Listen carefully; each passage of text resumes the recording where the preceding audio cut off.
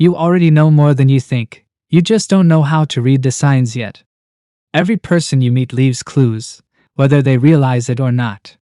And Nietzsche's 18 Truths will teach you exactly how to find those clues, and what they really mean. This is the skill nobody teaches you, but once you see it, you can't unsee it. And this video isn't just another quick list or some surface-level advice. It's a full breakdown, divided into 3 powerful parts, each building on the last. Skip ahead, and you'll miss the depth that makes this work. So stay with me, because by the end of all 3 parts, you won't just understand other people, you'll understand yourself in ways you never expected. From the time we're kids, we're trained to trust what people say. Words become our currency. But Nietzsche warned us, don't be fooled by language. People don't always speak from truth. They speak from survival, ego, and fear. The personality you see on the surface isn't the person, it's their armor. The overly kind person might not be kind at all. They might just be terrified of rejection. The one who looks strong might actually be crumbling, desperate for no one to notice. And here's the real twist. Most people don't even know they're doing it. People are like actors in a play they never wrote. Their smiles, their opinions, even their tone, all shaped by what once kept them safe. Nietzsche once said, "Every profound spirit needs a mask." He didn't mean it as an insult. It was a warning. Don't confuse the mask with the person. And here's the thing, people leak the truth all the time. Not in their words, but in the cracks. The moments they look away, the laugh that lasts just a little too long, the way they quickly change the subject when it gets too close. Everyone wears a mask to survive. Not because they're fake, but because they're scared. To survive in society, people create a version of themselves they believe will be accepted. But masks aren't perfect. They slip. And the first sign of truth is tension. Watch for what makes someone uncomfortable. That's where the real person begins. Image prompt. Tense moment in conversation, subtle body language, hands clenched, jaw tight, eyes looking away. What someone hates in others reveals what they're hiding in themselves. This is one of Nietzsche's sharpest insights, projection. The person who constantly mocks arrogance might actually be insecure about their own self-worth. The one who points out dishonesty in others might be hiding a truth they can't face. We hate in others what we fear to admit in ourselves. So if you want to read someone, don't just look at what they admire. Look at what they criticize and ask why. Silence reveals more than words. Nietzsche didn't believe truth came from talking.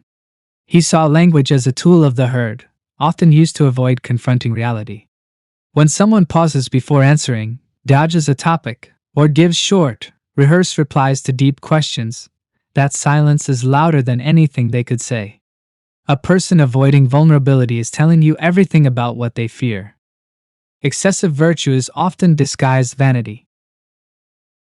Be careful of the person who loudly proclaims their purity, who's always correcting others or preaching. Nietzsche called this the will to power in disguise. Sometimes morality becomes a mask for superiority. The louder the virtue signal, the more likely something's being hidden behind it. Real goodness doesn't need applause. People don't lie to you first, they lie to themselves. This changes everything. The lies you hear. I'm fine. I'm over it. I don't care. Aren't meant to hurt you. They're lies that have been rehearsed so often, the person believes them. Nietzsche saw self-deception not as evil, but as a defense, a way to keep functioning in a painful world.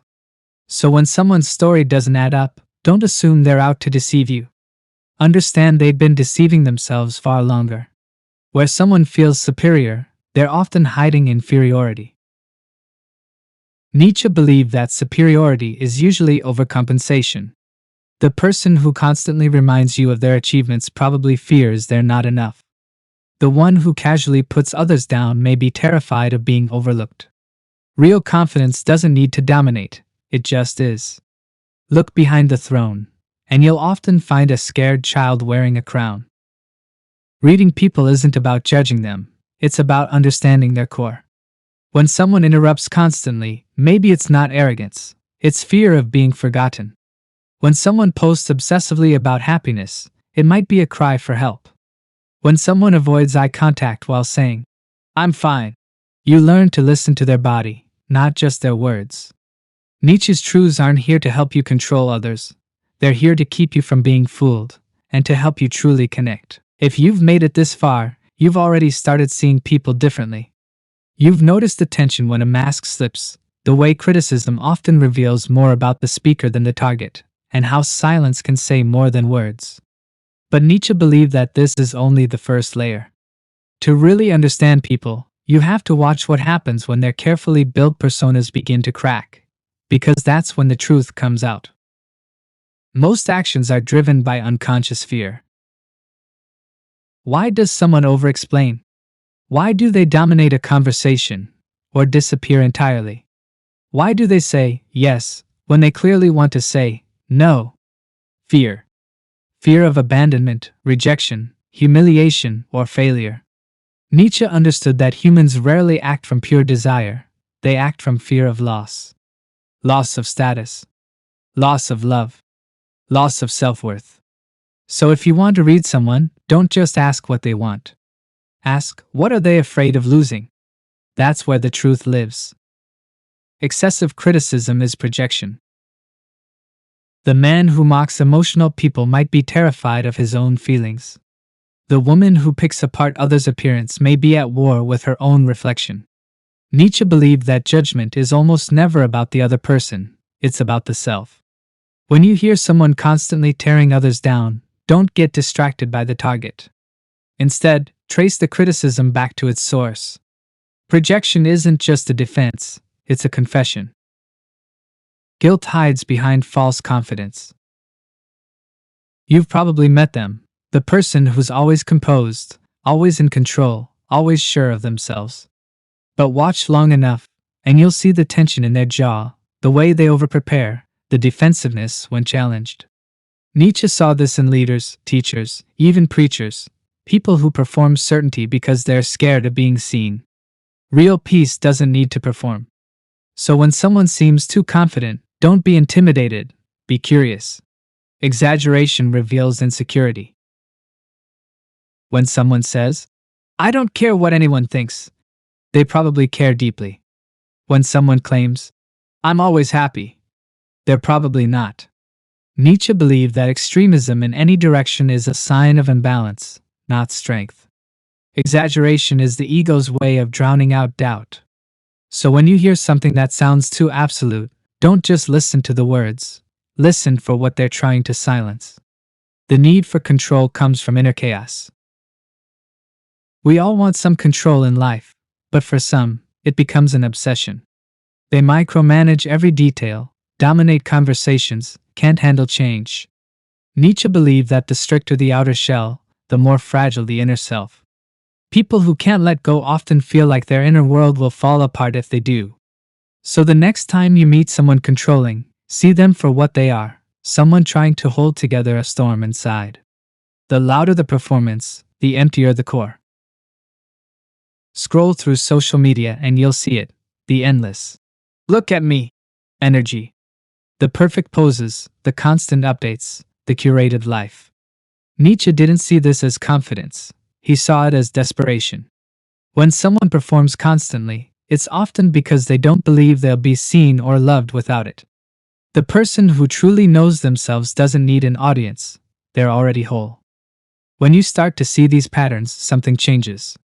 You walk into a room and realize the interruptions aren't arrogance, they're fear. The endless boasting isn't pride, it's a wound. You're not reading minds, you're reading masks. And Nietzsche didn't give you these truths so you could manipulate people. He gave them to help you connect without being fooled. Because once you can see the fear behind the armor, you stop taking things personally. You start seeing people for what they really are, human beings, quietly fighting battles they rarely admit to. By now, you've probably felt the shift. You're not just hearing what people say, you're watching the cracks in the mask, the way silence and exaggeration speak louder than words. But Nietzsche believed the deepest layer of truth isn't just in behavior, it's in the origins of that behavior. Behind every action is a belief, and behind every belief is a wound. If you can see that, you stop reacting to people and start understanding them. No one speaks from logic, they speak from pain. We like to think people make decisions based on reason. But Nietzsche believed every logical argument hides an emotional wound. When someone says, "Love is just a fantasy," they're not stating a fact, they're protecting themselves from hurt. People build beliefs around what once broke them, and then justify those beliefs with logic. So if you want to understand someone's worldview, don't just ask what they believe, ask what they never want to feel again. How someone reacts to weakness reveals their power. Want to truly see someone's character? Don't watch how they treat the powerful, watch how they treat the powerless. If someone mocks vulnerability, they're afraid of their own. If they punish mistakes harshly, they probably weren't allowed to make any. But the person who can sit with another's weakness without judgment, that's someone who's already won their inner war. Real strength doesn't humiliate, it protects. When someone fears being forgotten, they chase attention. We've all met the person who seems desperate to be noticed. Loud stories, dramatic gestures, bold clothes. At first it looks like confidence, but Nietzsche saw the fear underneath. The child who was ignored grows into the adult who overcompensates, creating noise not for vanity, but because silence feels unbearable. Attention isn't always arrogance, it's often a cry to be seen. The person they attack is often the person they envy. One of Nietzsche's boldest truths is also one of the hardest to admit. Sometimes people attack not because they hate, but because they secretly admire. It's easier to tear down what you desire than to face the pain of believing you'll never have it. Envy is just unspoken desire, the soul's way of saying, "I want that too, but I don't think I can." When you recognize this, petty hate loses its power over you. People act out their childhood, not their beliefs. We think adults act from their chosen values, but more often, they're just repeating the roles they learned as kids. The unheard child becomes the adult who never listens. The one punished for expressing emotion becomes cold and detached. The one who had to earn love performs for it endlessly, even in toxic places. Behavior is just biography, so if you want to understand someone, ask who they had to be to survive. Patterns are a confession. People might not know how to tell you what hurts, but they'll show you, over and over through patterns. The one who disappears when things get close. The one who works constantly to avoid stillness. The one who flirts with everyone but connects with no one. These aren't random, they're survival strategies. If you know how to listen to patterns, you hear the truth before it's spoken. And when you do, you stop judging and start offering grace. The point of learning Nietzsche's 18 Truths isn't to outsmart people, it's to see them. To see the child behind the critic, the fear behind the bully, the longing behind the arrogance. And when you do, you don't just become better at reading others, you become better at reading yourself. Because every truth that applies to them also applies to you. In a world full of masks, clarity is power, but compassion is what makes that power worth having. So think about it. Which of these 18 truths hit you the hardest? And more importantly, what did it reveal about you?